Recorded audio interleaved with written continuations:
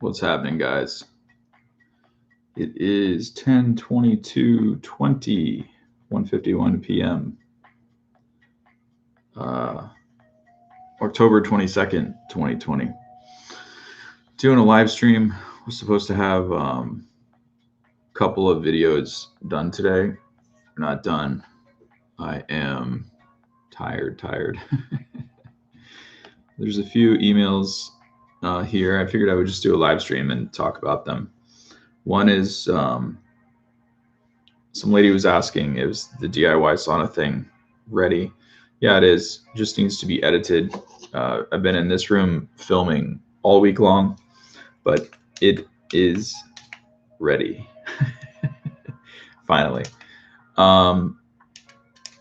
Which one is that? Whoops. Obviously, the lights behind me are on a remote. You guys have any questions live? Go ahead and put them in the chat. If you're watching this for the replay, this is just answer a couple questions on the DIY sauna build, which is behind me. My cousin has been helping me film that all week. We did a couple of the other tests. Oh yeah, how do I show that? I'm in a totally different room today, so let me see if I can pick this up. One lady asked about portable Sauna Showdown. Yeah, I've been working on that too. I mean, there's literally tons and tons of gear in here. Working like a dog the last 5 days, trying to get this stuff done. Just didn't sleep too well last night. Neighbors were having some type of a party, so kind of been up since 3:30 in the morning and can't seem to be sharp for the camera today. So taking a break from filming, got a little coffee, answer some questions. Can you guys hear me okay? Somebody put something in the chat. So the first lady wanted to know if the portable sauna showdown was still going to happen. Yeah, it's in the works. I've said it in so many videos. I thought you guys would know, but what I've realized is happening is YouTube is not showing all of the videos that I upload. So there's something is happening in the YouTube algorithm to where subscribers are not seeing them in order. So I put out a series of updates and people aren't getting, they're not really getting what they were looking for. And I've said in the past, I didn't want to do the portable sauna showdown because if the DIY sauna wasn't done, it's not really a complete comparison because the DIY sauna kind of works better than most of the portable saunas. So I think it's really going to shake things up in the portable sauna showdown. And a lot of people are going to be super surprised because for $250, you can put something together. I mean, I know it's not a tent that you zip yourself up in, but for $250, it works kind of better than almost all the other ones in the room. And it just occurred to me that I look totally ridiculous today. I had a haircut appointment about 30 minutes ago. I don't usually style my hair straight up. But anyway, Becky says, if you wanted the best sauna, portable or room unit, what would you pick? Are you baiting me, Becky? I would pick a room unit, like a stand-up wooden sauna. If you mean something else, or if you're using your phone and that's an autocorrect, if you could clarify, I could probably give you a better answer. The best portable sauna is probably the one behind me, the DIY. I know it looks like hell, but it works really, really good and it's cheap. If you're talking about the portable the tent, I think I'm trying to think. I like the Therasage a little bit, Thera 360, the beta one that I had from February, because they put some red lights in it. I don't think the red light dosage is necessarily therapeutic range, but something about seat of the pants feel when I use that one, it's I don't know, I just like it. I think there might be a little bit of an advantage there. It's not like having one of these. I mean, it's not like a full body panel. It doesn't have that much output. If you're talking about what are the best sauna portable room should pick? I mean, I would still pick a stand-up wooden sauna. It works better. It's more comfortable. I think you're more likely to use it long term. But if you're just talking about bang for the buck, it's right behind me. The thing that we have created, it's so simple. It's so cheap. And as much as I hate near infrared saunas and bulbs and all this other stuff, it just works. So if you're talking about portable only, it's that. If you're talking about something you can buy off the shelf and not build yourself, right now it's probably the Therasage. There's a cheap, let me see if I can just show you. There's a cheap, and I clicked the wrong screen, so now we can't. There we go. So there is a Synergy right there. There's a Therasage right there. There is whatever you call that, Sauna Space in the corner. We're not really counting that anymore because it's $3,000. So that's pretty nuts. You can build the thing behind me for like $250. There are Amazon saunas in there. I can't think of what else is in there. Coach EO, holy shit. What's up, brother? I got some more sessions with you, man. I'll have to send you a text. But thank you. Appreciate it. Hope you're doing well. Saw some of your clips from the convention. Great job, buddy. Great job. Becky says, my son has Lyme and we want the best. We're going to a sports recovery place and I think it's time to buy. They have a J&H. If you have a J&H, anything's better than that, Becky. So any of the saunas from the certified sauna list you'd be happy with. The Clear Light, the Radiant Health, any of them are going to work better. The build quality is better. The heat is better. The quality of the actual emitters. Yeah, bud. Good to see you, man. I'm surprised to see you pop in here. Have a great day. Much love to you, man. But yeah, Becky, I don't, if you're just talking about the best thing possible, how old is he? How old is your son?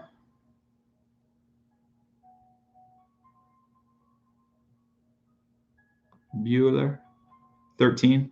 I probably put him in a Radiant Health 2-person, an E2H. Works on an E15 amp circuit. It's probably in the $3,000 range. It's a 2-person. It's big enough for you to get in there with him if you want to, but you don't have to. And it's small enough to where it's going to be, you didn't say where you're located, where you got to put the sauna, but probably in your case, if your son has Lyme, you're willing to do anything and everything to help him. So I would imagine that's probably not an issue or a concern. I would buy a Radiant Health E2H. If you just call them, tell them that you talked to me, they'll take really good care of you. That's the primary sauna that I use for myself. It's very safe. It's low VOC, and it's not just the fake low VOC like a bottle of air with a third-party report. The whole sauna is low VOC and it's low EMF, so it'll be super safe for your son. And it also works really well at low temperatures. So if he is, I don't want to use the word skittish, but if he is in a delicate place as far as, you know, his condition or introducing heat therapy or doing stuff like that with him, I think that would be a really good fit. You'd also want to Google or YouTube sauna detox binders. You want to look at something like Intros Gel. You probably also want to look up, if you're taking notes, I'll put this up for replay so you don't have to jot all this down. You want to look up Dr. Klinghardt. He is one of the world-renowned European doctors from Germany. They have an operation called Sophia Health Institute in Washington, but he has some really good information on possibly what could be going on with your son. You might also want to look into amalgam fillings. So if you're leaching mercury, that's the problem that I had. Still dealing with it a little bit, but for the most part, it's over. If your son has any amalgams or anything like that, you want to learn how that leaches into the gut and causes the body not to be able to handle the Lyme on its own. So there's a pretty steep learning curve there, but be really valuable for you. So if you have questions, just go to cleverleverage.com, use the contact page, and send me an email, and I can help you. Ben says, do you cold ice shower after the sauna immediately after? Yeah, I do, Ben. But I mean, the real answer to this, right? Like, we've been shooting videos all week for the DIY sauna guide. And one of the portions of it is me in there answering these questions about how to use it. And the answer is always the same, guys. Yeah, you should strive to be able to tolerate ice showers if that's what you want to do after your sauna sessions. But you really have to listen to your body. You know, there are times, especially in times of stress, or like this last week, like I'm working a ton. I'm not performing at my best when I'm not, you know, doing my work. Like I'm tired, I'm exhausted. There's other things going on. So I wouldn't push myself to stay in longer sauna sessions. You want to treat yourself with care. But absolutely, I would integrate. My brain is slow today. I would integrate contrast showers, Ben, for your sessions if you're not currently doing it, and I would do it immediately after. Contrast showers are like if I do a sauna session and I'm super heated, and a really cold shower is probably going to be a shock to my system, and I don't think I can handle that at this current time. You get in, you do like lukewarm, so it's still warm to the touch. You get in, you get under the water, and you slowly start turning it to cold. Then you blast it with cold, and you handle it for a few seconds, control your breath, and then go back to hot. I mean, that's what I personally do, and I think that's the best thing for you. If you were looking to do an ice shower, like a Wim Hof thing, like an ice bath, that's pretty extreme.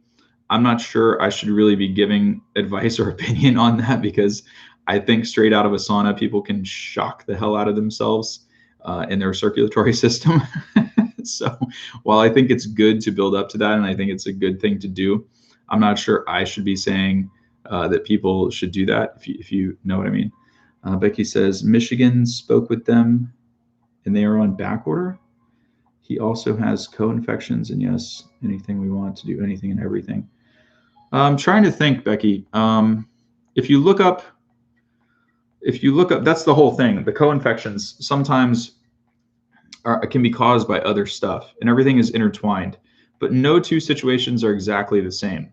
So a lot of this, like sauna stuff and the detox stuff and the metal stuff and all these things, it's like blanket advice, because we've all kind of been through a similar situation. We're trying to learn from each other, because if you go to a regular doctor, they say, such a thing doesn't exist, or, a huge course of antibiotics, but then it comes back, right? So it's something else that's going on generally that allows the Lyme to be problematic, because people could have some traces of Lyme or whatever, and it be, not really an issue.